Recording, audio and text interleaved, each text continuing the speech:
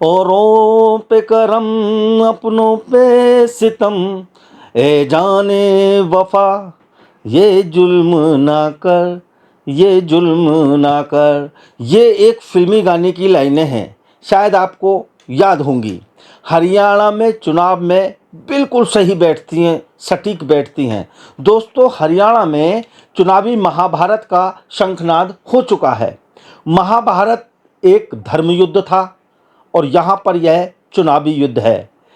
इस चुनावी युद्ध में भारतीय जनता पार्टी, जो कि विश्व की सबसे बड़ी पार्टी होने का दम बरती है, अनुशासित पार्टी होने की बात कहती है, अब उसके अस्तित्व की लड़ाई, यानी भारतीय जनता पार्टी अपने अस्तित्व की लड़ाई हरियाणा में लड़ती हुई नजर आ रही है।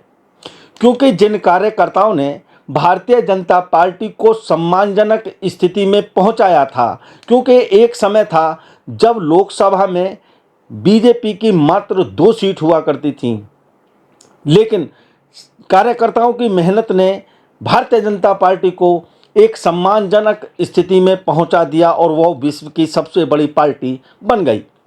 दिल्ली में बैठी तिगड़ी ने कार्यकर्ताओं की मेहनत को नकार दिया है, या फिर मैं यूं कहूं कि दिल्ली में बैठी तिगड़ी ने कार्यकर्ताओं की सालों की मेहनत पर पानी फेर दिया है।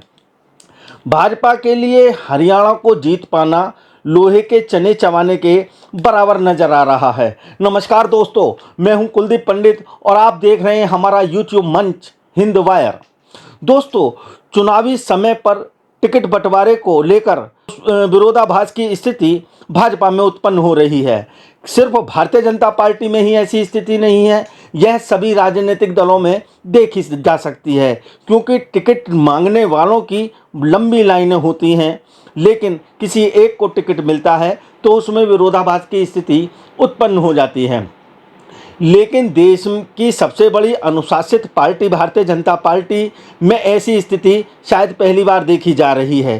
क्योंकि अब तक जो टिकट हाईकमान दे देता था, चेहरा प्रधानमंत्री नरेंद्र मोदी का होता था, इस चुनाव में ऐसा नज़र नहीं आ रहा। जिसका जो कार्य है वही करता है। आज कार्यकर्ता सोच रहा है कि हमने श्रम किया, हमने पार्टी को आगे बढ़ाया, रात दिन मेहनत की और क्षेत्रीय प्रक्रियाओं से तरह तरह से वो गुजरे, जब जाकर कहीं भारतीय जनता पार्टी सम्मानजनक स्थिति में पहुंची है।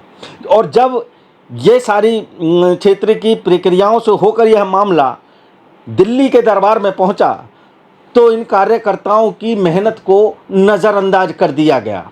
दिल्ली ने अपनी मर्जी से टिकट देना शुरू कर दिया, क्योंकि दिल्ली में बैठी तिगड़ी, जिसमें प्रधानमंत्री नरेंद्र मोदी, गृह मंत्री अमित शाह और अपना कार्यकाल लोकसभा चुनावों से पहले ही पूर्व कर चुके कार्यवाहक राष्ट्रीय अध्यक्ष जेपी नड्डा, ये बाहर से आए हुए लोगों को टिकट देने में लगे हैं।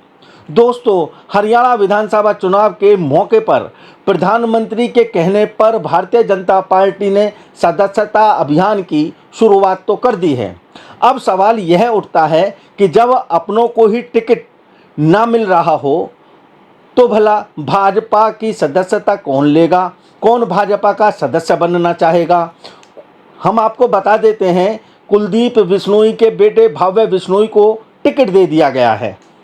किरण चौधरी की बेटी श्रुति चौधरी को टिकट दिया गया है।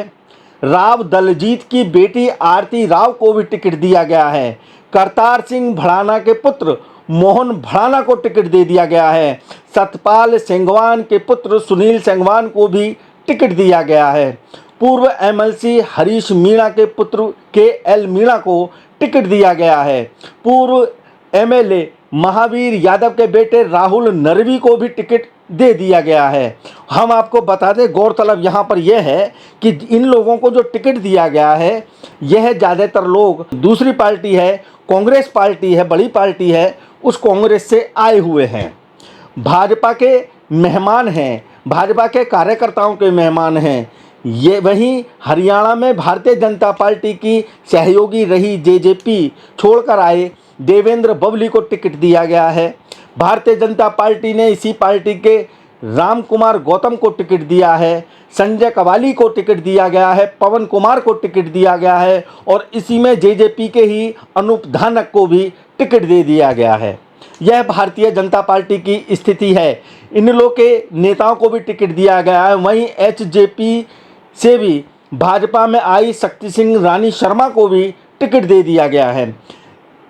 ऐसा ही है, और भी बहुत सारे नेता ऐसे हैं जो दूसरे दलों से सुबह को भारतीय जनता पार्टी में आते हैं और दिल्ली में बैठे लोग कार्यकर्ताओं की मेहनत को नज़रअंदाज करते हुए शाम को उन लोगों को टिकट दे देते हैं। अब बात यह आती है, स्थिति भारतीय जनता पार्टी के सामने भी बड़ी कठिन है और कार्यकर्ताओं ने तो बगावत शुरू कर दी। बगावत में कार्यकर्ताओं के सुर इतने ऊंचे हैं कि इस्तीफों का दौर शुरू हो गया। हरियाणा में स्थिति यह है, जिस भी उम्मीदवार के सहारे सीट को निकाला जा सके, जीत हासिल की जा सके, चाहे वो किसी भी दल का हो, वह कितना भी बड़ा भ्रष्टाचारी हो, कोई भी हो, बस भारतीय जनता पार्टी की सीट निकलनी चाहिए। यही कारण है कि हरियाणा के 16 जिलों में इस्तीफों की बरसात हो रही है। इस्तीफों की बरसात इतनी तगड़ी है कि अब तक 3,500 से भी अधिक भाजपा कार्यकर्ताओं ने इस्तीफा दे दिया है। इसमें भाजपा किसान मोर्चे से लेकर पूर्व विधायक, महिला मोर्चे के पदाधिकारी, ब्लॉक समिति के नेता, इसमें सब शामिल हैं जो लोग इस्तीफा दे चुके हैं। और भी बहुत लंबी लिस्ट इसमें चुनाव आते आते हो सकती है।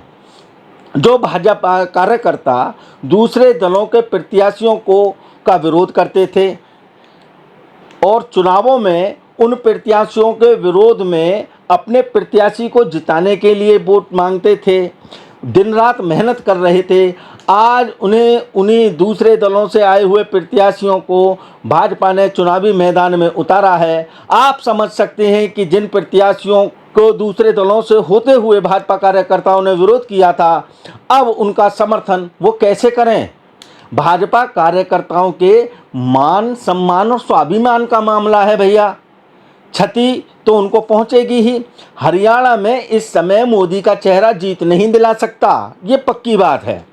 ना ही अमित शाह की चाणक्य नीति हरियाणा में चल सकती है। हरियाणा में चाणक्य की चाणक्य नीति भी फेल है। यही कारण है कि कुरुक्षेत्र में नवीन जिंदल का अच्छा खासा दबदबा है। उनकी माताजी सावित्री जिंदल यहाँ से विधायक भी रह चुकी हैं। उन्हें भी नाराज हो गई हैं वो, क्योंकि इस बार उन्होंने टिकट हिसार से मांगा था, लेकिन उन्हें हिसार से टिकट नहीं दिया गया। इसलिए उन्होंने नाराज होकर इस्तीफा दे दिया। सावित्री जिंदल ने भी इस्तीफा दे दिया और उन्होंने हिसार से निर्दलीय प्रत्याशी के रूप में अपनी ताल ठोकने का मन बना लिया है।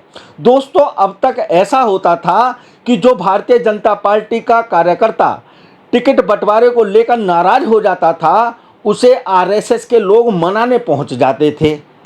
मोहन भागवत के लोग उसे मनाने पहुंच जाते थे, लेकिन इस बार ऐसा नहीं है। बराला से राजवीर सिंह का टिकट कटा, कार्यकर्ता विरोध में आ गए। रणजीत चौटाला का स्थान परिवर्तन किया गया, उन्हें कवाल से टिकट दिया गया है, जबकि वह रनिया सीट से लड़ना चाहते थे। वहीं पर उन्होंने मेहनत भी की थी, इसीलिए उन्होंने भी इस्तीफा दे दिया। इसी प्रकार रणवीर गैंगवार को दूसरे इलाके से टिकट दिया गया है, जहां पर उनका गांव पड़ता है, वहां से उन्हें टिकट, उस विधानसभा से उन्हें टिकट नहीं दिया गया है।